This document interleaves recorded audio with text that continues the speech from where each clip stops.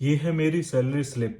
तो स्टूडेंट की इनकम हो जाएगी टैक्स डिडक्शन के बाद। मेरी सैलरी आई थी 25। ये है मेरी सैलरी स्लिप। मैं आज आपको बताता हूँ कि मेरी मंथली इनकम कितनी होती है और एज अ स्टूडेंट या फिर एज अ स्पाउस वीज़ा आपकी मंथली इनकम कितनी होगी। अब आप सोच रहे होंगे कि यूके में अभी जो ट्रेंडिंग टॉपिक है ये चल रहा है, वो ये चल रहा है कि यूके मत आओ, यूके में part time full time job नहीं है, यूके में कोई भी करियर नहीं है, इन ऑल ब्ला ब्ला ब्ला। तो इसके लिए मैं यही कहूंगा कि देखो यार, अच्छी बुरी चीजें हर कंट्री में चलती रहती हैं। अगर आप यूके नहीं आओगे तो कोई दूसरा आएगा, कोई दूसरा भी नहीं आएगा तो कोई तीसरा आएगा। माइग्रेशन तो चलता रहेगा जब तक ये दुनिया है तब तक। जब PSW यूके में स्टार्ट नहीं हुआ था तब भी लोग यूके आते थे, अभी भी लोग यूके आ रहे हैं और आने वाले टाइम में भी लोग यूके आते रहेंगे। अमेरिका का आपको एक एग्जांपल देता हूं। हम इंडियंस के लिए सबसे ज्यादा टफ वीजा जिस कंट्री का होता है वो है यूनाइटेड स्टेट ऑफ अमेरिका। लेकिन आप गूगल में भी सर्च कर लो, इंडिया से सबसे ज्यादा लोग जो जिस कंट्री जाते हैं ना वो यूएसए जाते हैं। और यूएसए में PR भी इजिली नहीं मिलता, 10 से 12 साल लग जाते हैं ग्रीन कार्ड लेने में। स्पाउस को भी वर्क करने की परमिशन नहीं रहती है, फिर भी सबसे ज्यादा स्टूडेंट्स और सबसे ज्यादा काम करने के लिए लोग जाते हैं इंडिया से अमेरिका।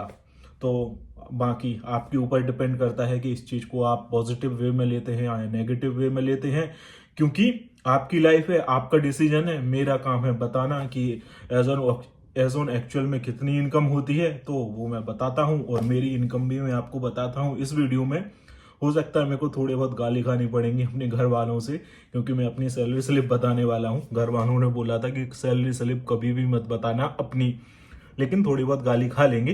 तो इस वीडियो में मैं आपको ये भी बताऊंगा कि एज अ इंटरनेशनल स्टूडेंट आपकी कितनी इनकम होगी। अगर आप स्पाउस वीजा के साथ आ रहे हैं तो जो डिपेंडेंट वीजा या स्पाउस वीजा पर आ रहा है उसकी कितनी इनकम होगी, और स्टडी के बाद कितनी इनकम होगी, सारी चीजें कवर करेंगे इस वीडियो में।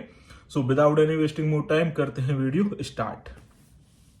सो hello everyone, how are you all. तो यार पहले बात कर लेते हैं उन लोगों की जो अपने स्पाउस के साथ आ रहे हैं। तो जो सिंगल स्टूडेंट आ रहे हैं एज अ इंटरनेशनल स्टूडेंट, उनका तो ऑटोमेटिकली क्लियर हो जाएगा।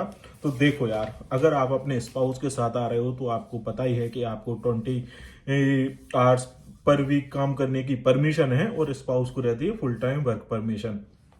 तो as a international student part time job करके आप 800 टू 850 पाउंड तक कमा लोगे मंथ का। कैसे, मैं आपको बताता हूं। अभी जो मिनिमम वेजेस हो गया है पर आवर का, वो 10.42 हो गया है। इसके लिए मैंने एक वीडियो भी बनाया है, आप चाहें तो चेक कर सकते हो। तो 10.42 पाउंड 1 आवर का आपको मिनिमम तो मिलेगा ही। जितना भी मिलना है इससे ज्यादा ही मिलेगा, लेकिन इससे कम तो नहीं मिलेगा। और 20 आवर्स आपको परमिशन रहेगी पर वीक। तो आपका महीने का 850 के आसपास हिसाब किताब बन जाएगा। 100 पाउंड इसमें से आप टैक्स मान लो, क्योंकि स्टूडेंट का इतना ज्यादा टैक्स नहीं लगता है। तो 750 तो आपके अकाउंट में आ जाएगा, लीगल तरीके से वर्क करोगे तो। ठीक है, बाकी का जो स्टूडेंट है वो दूसरे ऑप्शन तो थोड़े बहुत देख ही लेते हैं। बाकी आप समझदार हो, समझ गए होगे क्या बोलना चाह रहा हूं। तो मिनिमम एक महीने में as a international student part time job करके 750 पाउंड टैक्स काटने के बाद आपके अकाउंट में आ जाएंगे। ये तो कंफर्म रहा अगर आपको जॉब मिल जाती है टाइम से तो। बाकी जॉब तो मिल जाएगी, अभी ये मार्च निकल जाए उसके बाद जॉब का मार्केट अप होगा, क्योंकि टूरिस्ट भी यहाँ पर आएंगे, वेयर हाउसेस भी ओपन हो जाएंगे, तो मार्केट तो अप होगा। तो जॉब की कोई ऐसी प्रॉब्लम नहीं होगी, जॉब मिल जाएगी आपको। अब बात करते हैं स्पाउस की कि स्पाउस कितना इनकम कर लेता है। तो देखो यार, डिपेंड करता है कि वो कितने आवर्स काम करता है, कहाँ पर काम करता है, उसकी नॉलेज क्या है, एक्सपीरियंस क्या है। फिर भी मैं एक एवरेज अमाउंट आपको बता देता हूं। स्पाउस की इनकम की बात करें तो 2000 पाउंड से 2200 पाउंड के बीच में तो इनकम हो जाएगी टैक्स डिडक्शन के बाद। बाकी डिपेंड करता है कि जिनको फुल टाइम वर्क परमिशन है स्पाउस को, तो वो 40 आवर्स काम करता है वीकली, 60 करता है, 80 करता है या 90 करता है। डिपेंड करता है अपनी अपनी कैपेसिटी पर, लेकिन एक एवरेज अगर अमाउंट लेकर चलें तो 2000 से 2200 के बीच में तो इनकम हो जाती है। तो स्टूडेंट की इनकम हो जाएगी 750 पाउंड टैक्स डिडक्शन के बाद, और स्पाउस की इनकम हो जाएगी 2000 से 2200 पाउंड टैक्स डिडक्शन के बाद। इतना तो आप लेकर चलो, इतना तो बंदा निकाल लेता है। और अगर दोनों का कंबाइंड करें तो 3000 पाउंड मतलब कि 3 लाख रुपए महीना। अब सोचो, बहुत सारे यूट्यूबर हैं जो आपको बोलते हैं कि 5 लाख रुपए महीना कमा लोगे, 6 लाख रुपए महीना कमा लोगे। भाई यहाँ पर दोनों की इनकम 3 लाख रुपए हो पा रही है, कहाँ से 6 लाख रुपए और 7 लाख रुपए हो जाती है?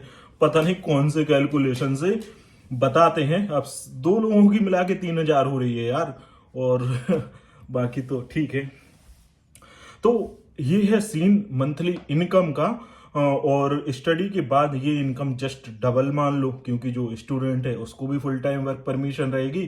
तो 22 से 2500 पाउंड तो आराम से उसके निकल जाएंगे, और जो स्पाउस है इतना ही अमाउंट उसका निकल जाएगा। तो 4500 से 5000 पाउंड तक दोनों मिलके आराम से कमा लोगे। अब दो लोगों की इनकम हुई है 5 लाख रुपए। लोग बताते हैं कि सिंगल बंदे की इनकम हो जाएगी 5 से 6 लाख पाउंड। कहां से हो जाएगी भाई? कौन सा कैलकुलेशन लगाते हैं पता नहीं। तो ये है हिसाब किताब एज ऑन एक्चुअल में। तो as a international student part time job करते हो तो 750 पाउंड पर मंथ आपका हो जाएगा सैलरी का हिसाब किताब, और स्पाउस का हो जाएगा 2000 पाउंड से 2200 पाउंड तक। और स्टडी के बाद 2000 से 2200 पाउंड हो जाएगा मेन एप्लीकेंट का, और स्पाउस का भी इतना ही हो जाएगा। तो 4000 से 5000 पाउंड के बीच में दोनों की इनकम हो जाएगी। तो ये है हिसाब किताब सैलरी का। अब मैं बताता हूं कि मैं कितना कमा लेता हूं, और मेरी सैलरी स्लिप भी मैं आपको दिखाता हूं। तो आप देख सकते हो, ये है मेरी सैलरी स्लिप। कुछ इन्फॉर्मेशन मैंने हाइड कर दी है क्योंकि उसमें मेरी पर्सनल डिटेल है।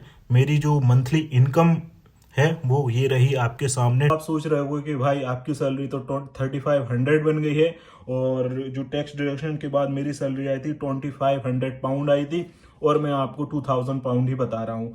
लेकिन भाई ऐसा हर महीने नहीं बनता है। इस बार मैंने ज़्यादा काम किया था, बिकॉज ऑफ मैं यूरोप का टूर करके आया हूं। अभी आपने वीडियो शायद देखे होंगे। तो जो खर्चा किया है एक्स्ट्रा वो निकालना तो पड़ेगा, हर महीने इतना नहीं बन पाता है।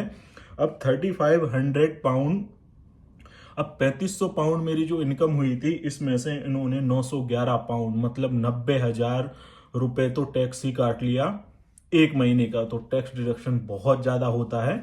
और हाँ, मेरी हर महीने इतनी सैलरी नहीं बनती है, ये मैंने ज्यादा शिफ्ट की थी इसलिए। बाकी मैं भी महीने का इतना ही कमा पाता हूं, कभी 2000 पाउंड, कभी 2200 पाउंड, इतना अपना आ जाता है। इससे इसके आसपास ही चलता रहता है। हाँ, लेकिन कभी कभी ज्यादा कर लेता हूं तो इस तरीके का अमाउंट बन जाता है, तो अपन एक्स्ट्रा कभी कभी कर लेते हैं। तो ये हिसाब है मेरी सैलरी का। अब इतनी क्लियरिटी के साथ मैंने बता दिया, होप आपको समझ में आ गया होगा ये सीन क्या चलता है। तो ये था आज का वीडियो। अगर वीडियो पसंद आए तो वीडियो को लाइक और चैनल को सब्सक्राइब करना मत भूलना। मिलते हैं नेक्स्ट वीडियो में बहुत जल्द। तब तक अपना और अपनों का ख्याल रखिएगा। Bye bye.